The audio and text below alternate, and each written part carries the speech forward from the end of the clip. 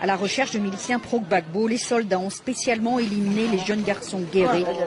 Dans les communautés aujourd'hui, des dizaines de personnes manquent toujours à l'appel. C'est la Croix-Rouge qui avait annoncé le premier chiffre, 800 morts, ne serait-ce que dans le quartier de Carrefour, ici, où les cadavres n'ont même pas tous été ramassés.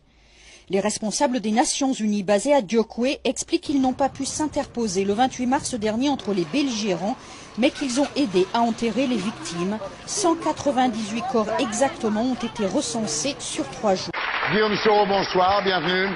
Donc vous êtes secrétaire général des Forces Nouvelles, oui. C'est-à-dire le chef des rebelles ivoiriens qui contrôlent le nord du pays, 60% du territoire. Tous les villageois racontent au père Bertin la même histoire. Ils sont venus les attaquer. Ils, c'étaient les soldats d'Alassane Ouattara, le nouveau président, mais aussi les étrangers, leurs étrangers. Les populations immigrées du Nord qui louent leurs champs depuis des décennies, ce qu'ils appellent les halogènes, qui sont de la même ethnie que les soldats, ils se sont joints au pillage. Faites très attention quand vous parlez. Parce que vous allez amener toutes les régions de la Côte d'Ivoire à se liguer contre le Nord. Et c'est dangereux. Nous avons remarqué quelque chose. On a trouvé que nos chaises, nos matériels se trouvent avec ceux qui sont avec nous au village. C'est-à-dire les Mossi, les halogènes. Dites-vous quelque chose. Moi, je vous ai logé. On m'a chassé à fusil.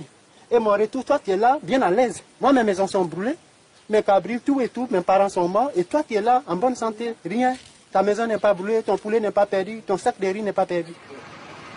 Les images des pillages qui ont suivi l'attaque confirment ces témoignages. Les cadavres des uns étaient à peine enterrés que les biens étaient mis à disposition par les autres. Aujourd'hui, la Côte d'Ivoire a plus que besoin du pardon et de la réconciliation. C'est trop difficile. Donc c'est la paix on veut. Présentement, on ne sait pas où aller. On ne peut pas en parler. Mais jusqu'à nous, on voit des choses avec eux pour nous. Qui a été perdu, on voit des gens qui vivent avec nous. Mais on ne peut pas parler. Présentement, on est dans les mains. Là où la guerre a été la plus dure, la paix sera plus difficile.